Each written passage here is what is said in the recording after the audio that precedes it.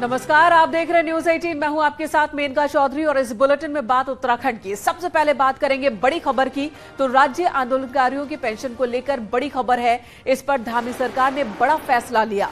अब 2016 से पहले के मृतक आंदोलनकारियों के आश्रितों को भी पेंशन मिलेगी। इससे पहले 2016 में चिन्हीकरण हुआ था और 2016 के बाद के ही आंदोलनकारियों के निधन के बाद उनके आश्रितों को पेंशन दी जा रही थी। अब यही फैसला 2016 से पहले के मृत आंदोलनकारियों के परिजनों को लेकर भी किया गया है। तो एक बहुत बड़ा फैसला लिया गया है। इससे उन परिवारों को राहत मिलेगी जिनके घर के आंदोलनकारी 2016 से पहले दिवंगत हो गए थे।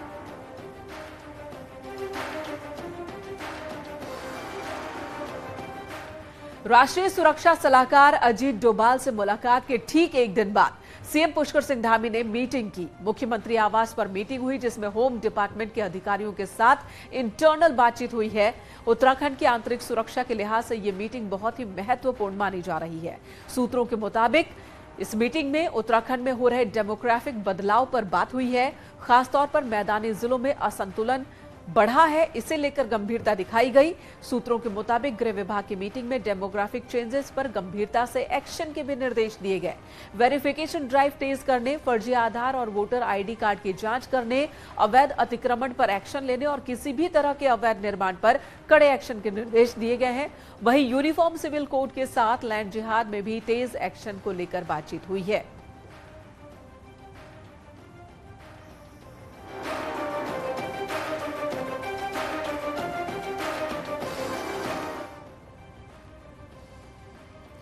पिछहत्तर साल की उम्र को संन्यास की उम्र कहा जाता है और बीजेपी में इस उम्र में टिकट भी नहीं मिलते। ऐसे में 75 साल की उम्र में किताब लॉन्च को तैयार हरीश रावत को विपक्ष ने विश्राम की सलाह दी है, लेकिन हरीश रावत तैयार नहीं है। शनिवार को 75 साल के पूर्व सीएम हरीश रावत की उत्तराखंडियत पर किताब लॉन्च होगी, पर बीजेपी का कहना है कि किताब से कांग्रेस में किचकिच शुरू होगी। इसलिए इस किताब लिखने के साथ हरीश रावत को आराम करना चाहिए। हरीश रावत जी जिस उम्र में किताब लिख रहे हैं वो विश्राम की उम्र है। जब व्यक्ति विश्राम की उम्र में जाता है तो फिर किताब लिखने में तो संकोच होता नहीं। और मैं जानता हूँ हरीश रावत जी किताब मार्केट में आने के बाद कांग्रेस के अंदर ही उस किताब का बहुत विरोध होने वाला है। उनको प्रभु की सेवा में ज्यादा जाना चाहिए, जाकर के तपस्या करें, ज्यादा बेहतर होगा। और अगर पिछली बार ही मेरी सलाह मान ली होती तो शायद 22 में दुर्गति भी उन्होंने देखी होती उन्होंने, और एक सम्मानजनक ढंग से रिटायर हो गए होते। अब रिटायर हर्ट होने की तैयारी करेंगे तो अच्छा नहीं है। बीजेपी में 75 साल में हरीश रावत को संन्यास की सलाह दी हो, लेकिन हरीश रावत फिलहाल ऐसे किसी मूड में नहीं दिखते। हरीश रावत की माने तो वो किसी पद की लड़ाई में नहीं है, पर पार्टी को उनकी जरूरत है और जब वक्त आएगा तो बीजेपी के भाइयों की सलाह पर भगत सिंह कोशियारी के साथ ककड़ी, कीवी और नींबू बेचकर खाएंगे। इस समय तो समेटना है जितनी शक्ति है और उस शक्ति को लगाना है, लेकिन बस सही समय आने पर त्रिवेंद्र सिंह जी और उनकी सलाह पर अमल करूंगा। हमारे छोटे भाई हैं भट्ट जी, ये सब लोग हमारे छोटे भाई हैं। जिस पार्टी में भी हैं उनको बहुत शुभकामना है। बल्कि भगत दा के साथ मिल करके काफल खाएंगे, गिठी खाएंगे, नींबू खाएंगे। मौजूदा वक्त में हरीश रावत उत्तराखंड कांग्रेस में सबसे सीनियर नेता है और पार्टी की सत्ता में आने का 2027 से पहले कोई मौका नहीं दिखता। पर बावजूद इसके 75 साल के हरीश रावत विरोधियों की सलाह मानने और संन्यास लेने के मूड में नहीं दिखते। न्यूज 18 के लिए देहरादून से दीपांकर भट्ट की रिपोर्ट। और अब बात करें राज्य के मौसम की, तो कई इलाकों में बारिश और बर्फबारी का दौर जारी है। कल से ये सिलसिला और बढ़ने वाला है। अगले 5 दिन पहाड़ों पर भारी बारिश और बर्फबारी होने वाली है। 29 अप्रैल से 3 मई तक मौसम का मिजाज बदलता रहेगा, जिसके बाद मौसम विभाग ने ऑरेंज अलर्ट जारी किया है। आंधी, भारी बारिश और बर्फबारी का अलर्ट जारी हुआ है। वहीं ऊंचाई वाले 4 जिलों में एवलांच का भी अनुमान है। मौसम विभाग के मुताबिक 4 धाम समेत ऊंचाई वाले इलाकों में 3 फीट तक बर्फबारी हो सकती है।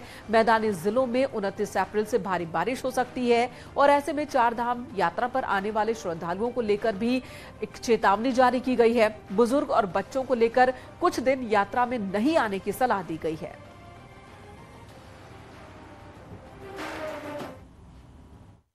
फिर से जो मौसम है वो बदल रहा है और जो उच्च हिमालयी क्षेत्र हैं जो कि 3500 मीटर या उसके आसपास के हैं या 4 धाम लोकेशंस हैं, तो उनमें आप देखेंगे 30 तारीख से जो बर्फबारी है वो भी मिलती रहेगी। और जब तक आप 3 तारीख तक जाते हैं तो मैं कहूंगा कि 2 से 3 फीट तक जो बर्फबारी उन एरियाज में होने की संभावना है। तो बिल्कुल जो चारधाम की अगर बात करें तो वहां तापमान काफी कम रहेंगे, दिन में है चाहे वो रात्रि में है, रात्रि में तो माइनस में भी जाएंगे, लेकिन दिन में भी वो 0 डिग्री या 2-3 डिग्री के आसपास ही रहने वाले हैं। तो काफी ठंडा रहेगा। तो जो भी यात्री या इस समय जाने की कोशिश कर रहे हैं, वहां जा रहे हैं, तो उनको बहुत तैयारी के साथ जाना चाहिए। चारधाम यात्रा के साथ हेमकुंड यात्रा भी शुरू होने वाली है। 20 मई को हेमकुंड के कपाट खुलेंगे। इससे पहले हेमकुंड साहिब में जमकर जो बर्फबारी हुई है, 10 से 12 फीट तक बर्फ जम गई है। बड़े बड़े हिमखंडों को काटकर सेना के जवान पैदल रास्ता तैयार कर रहे हैं, लेकिन खराब मौसम की वजह से कई बार इन्हें दिक्कत भी हो रही है। फिलहाल ये एक्सक्लूसिव वीडियो आप देख पा रहे हैं न्यूज़ 18 पर। हेमकुंड के पास की ये तस्वीरें हैं। 20 मई को सिखों के पवित्र तीर्थ स्थल और दुनिया के सबसे ऊंचाई पर स्थित गुरुद्वारा श्री हेमकुंड साहिब और लोकपाल लक्ष्मण मंदिर के कपाट खुलने वाले हैं, जिसकी तैयारियां चल रही हैं।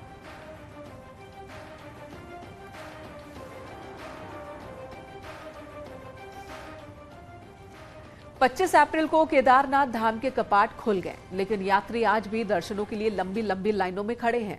उनके लिए शेड की कोई व्यवस्था तक नहीं है, जिससे यात्रियों को अब दिक्कत हो रही है। अब तक कई यात्रियों की मौत भी हो चुकी है, जबकि कपाट खुले कुछ दिन ही बीते हैं और ऐसे में यात्री परेशान हैं। प्रदेश में चारधाम यात्रा का आगाज हो गया है, लेकिन यात्रा शुरू होते ही अभी तक 12 लोगों की मौत भी हो गई है, जिसमें सबसे ज्यादा 5 यात्रियों की केदारनाथ धाम में मौत हुई है। प्रदेश की सबसे कठिन यात्रा करने के बाद धाम में दर्शनों के लिए करीब 2 से 3 किलोमीटर की लाइन में किसी भी प्रकार का शेड नहीं है, जिससे यात्रियों को बारिश और बर्फबारी के थपेड़ों से 2-4 होना पड़ता है। केदारनाथ जी में लाइन बहुत लंबी रहती है, लगभग 1 किलोमीटर से अधिक की लाइनें लगती हैं। वर्तमान में जो कवर है ऊपर का शेड, उसकी व्यवस्था अभी नहीं बन पाई है। यात्रा से पहले लगातार दावे किए गए कि केदारनाथ में टोकन व्यवस्था रहेगी, लेकिन अभी तक किसी भी प्रकार की व्यवस्था नहीं बन पाई है। वहीं डीजीपी ने यात्रियों से अपील की है कि मौसम के अनुरूप ही यात्रा करें, क्योंकि मौसम के चलते यात्रा को रोकना पड़ सकता है। क्योंकि अभी 1 मई तक थोड़ा मौसम का अलर्ट है, येलो अलर्ट भी है, ऑरेंज अलर्ट भी। बर्फबारी हुई है केदारनाथ जी में, बद्रीनाथ जी में भी थोड़ी हुई है। तो मैं लोगों को ये रिक्वेस्ट करना चाहता हूँ कि 1 मई तक अपनी यात्रा को थोड़ा संभाल कर सुरक्षित ढंग से चलें, मौसम को देख कर चलें। हो सकता है बीच बीच में हमें यात्रा रोकनी पड़े। चारधाम यात्रा को अभी 1 सप्ताह का समय भी नहीं हुआ, लेकिन अभी तक 12 मौतें हो चुकी हैं। उम्मीद है जल्द ही मौसम साफ हो जाए, किंतु व्यवस्था फिर भी दुरुस्त करने की जरूरत पड़ेगी। न्यूज़ 18 के लिए देहरादून से सत्येंद्र बर्तवाल की रिपोर्ट।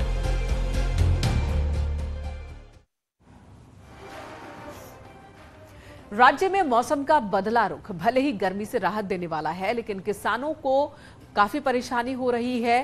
किसान इससे परेशान नजर आ रहे हैं। हालत ये है कि किसान इस बार सड़क पर आ सकता है, ये उनका दर्द है।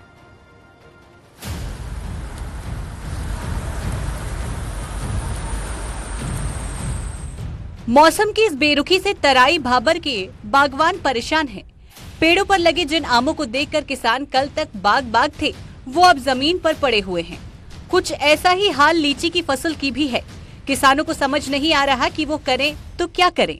ये मौसम के वजह से हमारा आम सब झड़ रहा है और कुछ रुकत नहीं है, बहुत नुकसान हो रहा है। जो थोड़ी बहुत फसल है उसमें भी जो ये तेज हवाएं चल रही है उससे बहुत नुकसान हो रहा है। मेरे को लगता है कि इस बार मार्केट में आम की पहुंच बहुत कम होगी और आम आदमी तक आम की पहुंच कम होने से शायद इसके दाम बहुत ऊंचे रहेंगे। मौसम के इस बदलते हालात ने किसानों और बागवानों की चिंता बढ़ा दी है, क्योंकि इस बेरुखी से ना तो लीची सेट हो पा रही है और ना ही फलों का राजा आम। हल्द्वानी से न्यूज़ 18 के लिए शैलेंद्र नेगी की रिपोर्ट। इधर ड्रग्स विभाग की टीम ने रुड़की के मंगलौर क्षेत्र में दवाई की एक फैक्ट्री का औचक निरीक्षण किया, जिसमें दूसरी कंपनी के रैपर बदलकर अपनी कंपनी का रैपर लगाया जा रहा था। निरीक्षण करने पहुंची टीम ने कंपनी का प्रोडक्शन फिलहाल बंद करवा दिया है। जांच के बाद आगे की कार्रवाई की बात कही जा रही है।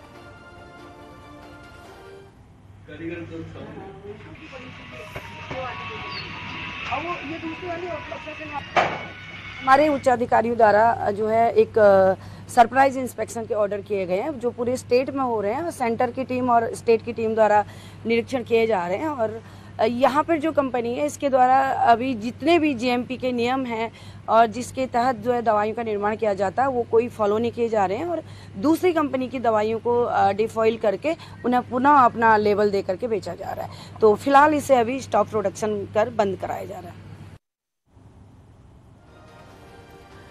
पिथौरागढ़ मुख्यालय के पास ही गैना में एक तेंदुआ कुत्ते का शिकार करने की कोशिश करते हुए सीसीटीवी कैमरे में रिकॉर्ड हुआ। असल में एक घर में घुसा तेंदुआ कुत्ते को मारने की कोशिश करता है, लेकिन अपनी कोशिश में नाकाम होने के बाद वहां से भाग जाता है। पिथौरागढ़ में रिहायशी इलाके में इस तरह तेंदुआ आए दिन दिखता है, जिसकी वजह से लोगों में दहशत भी है।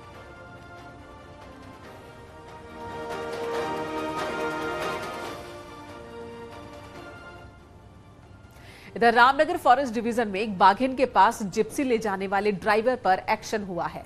वाइल्ड लाइफ एक्ट के तहत जिप्सी ड्राइवर की गिरफ्तारी हुई है। बुधवार को सीतामढ़ी जोन में पर्यटकों से भरी जिप्सी पर बाघिन ने हमला कर दिया था, जिसका वीडियो वायरल भी हुआ था। इस वीडियो को देखने के बाद पूरे वीडियो को देखने के बाद साफ साफ पता चला कि वहां पर बाघिन के एरिया में एनक्रोचमेंट जैसी स्थिति थी। जिप्सी ड्राइवर आगे निकल चुका था, लेकिन बाघ को देखने के लिए दोबारा से उसके पास जाता है बैक गियर लगाकर, जिसकी वजह से ही ये बाघिन डिस्टर्ब होती है और फिर जिप्सी पर अटैक करती है। फिलहाल इस मामले में एक्शन ले लिया गया है। पिछले 3 दिनों से सीतामढ़ी जोन सैलानियों के लिए बंद है। रामनगर पाटकोट रोड पर लगातार फॉरेस्ट की टीम गश्त कर रही है। फॉरेस्ट डिपार्टमेंट बाघिन के खूंखार तेवर देखकर अलर्ट है और बाघिन की मूवमेंट पर नजर बनाए हुए है।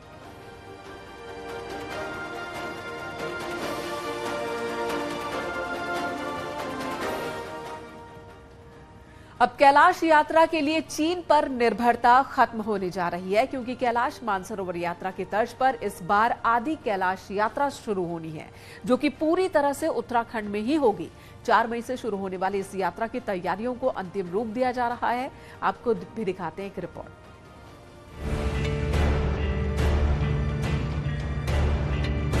चीन के साथ बिगड़ते रिश्तों के चलते चौथे साल भी मानसरोवर यात्रा नहीं हो पाई है। ऐसे में अब मानसरोवर यात्रा की तर्ज पर आदि कैलाश यात्रा शुरू की जा रही है। 4 मई को आदि कैलाश यात्रियों का पहला जत्था बेस कैंप धाचूला पहुंचेगा, जहां से कठिन यात्रा शुरू होगी, जिसे देखते हुए सभी तैयारियों को अंतिम रूप दिया जा रहा है। डिसीजन हुआ है कि एक हम लोग ज्वाइंट कंट्रोल रूम खोलेंगे, जिसमें सेना के आईटीबीपी, एसएसबी और हमारे सिविल एडमिनिस्ट्रेशन के लोग रहेंगे।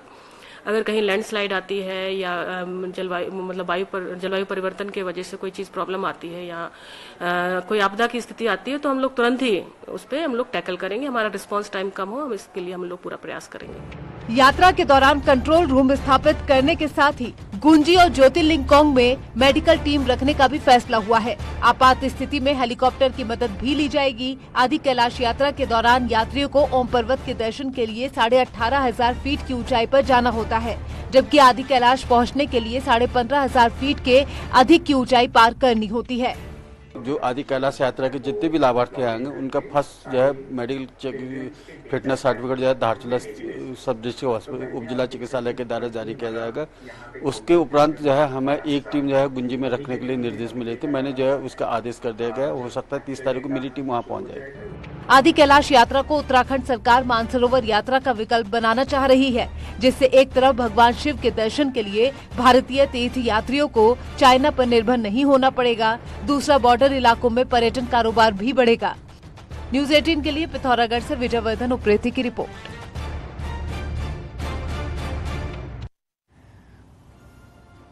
इधर अर्थ डे पर न्यूज 18 खास मुहिम चला रहा है। ट्रीफी नाम से मुहिम चलाई जा रही है, जिसमें पौधारोपण किया जा रहा है।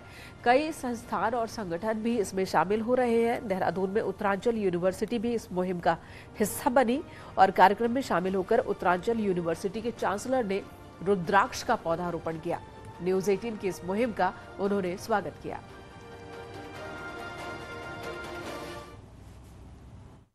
ये बहुत अच्छी मुहिम है और आप लोग बहुत अच्छा काम कर रहे हो, जगह जगह पेड़ लगवा रहे हो और हम भी चाहते हैं और हमारे बच्चे भी जो है और पेड़ लगाएं। ये मुहिम जो है न्यूज 18 ने बहुत अच्छी मुहिम है आप लोगों की। और अब नजर पहाड़ की 10 बड़ी खबरों पर। कांग्रेस नेता हरीश रावत की किताब उत्तराखंडियत मेरा जीवन लक्ष्य पर किशोर उपाध्याय ने कहा कि पहले उन्हें उत्तराखंडियत को समझने की जरूरत है। टिहरी पुलिस ने चंबा के रानी चौरी मंदिर में हुई चोरी का खुलासा करते हुए चोर को गिरफ्तार किया। चोरी के सामान भी बरामद किए। बागेश्वर डीएम अनुराधा पाल ने कई क्षेत्रों में क्रॉप कटिंग प्रयोगों का निरीक्षण किया। वहीं इस दौरान डीएम ने खुद भी गेहूं की फसल काटी।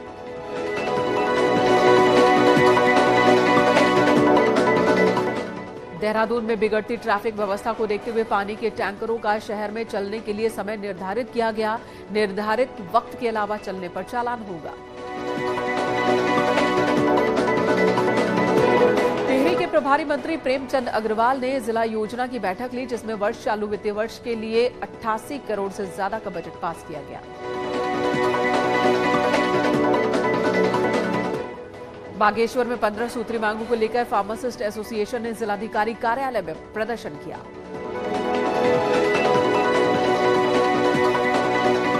बद्रीनाथ धाम में तप्त कुंड के आसपास काफी गंदगी फैल रही है, जिसके चलते आईटीबीपी के जवानों ने बद्रीनाथ धाम में सफाई अभियान चलाया।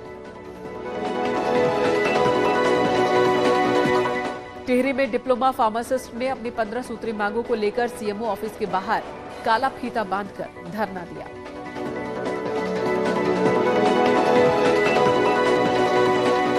केदारनाथ यात्रा मार्ग के अहम पड़ाव सोनप्रयाग में तीर्थयात्रियों के लिए सार्वजनिक सुलभ शौचालय की व्यवस्था तक नहीं है। परेशान हो रहे हैं श्रद्धालु।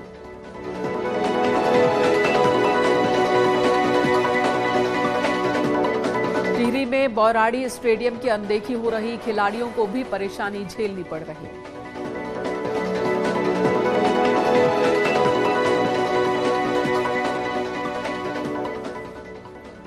और यहां रुकेंगे एक छोटे से ब्रेक के लिए। खबरें जारी हैं।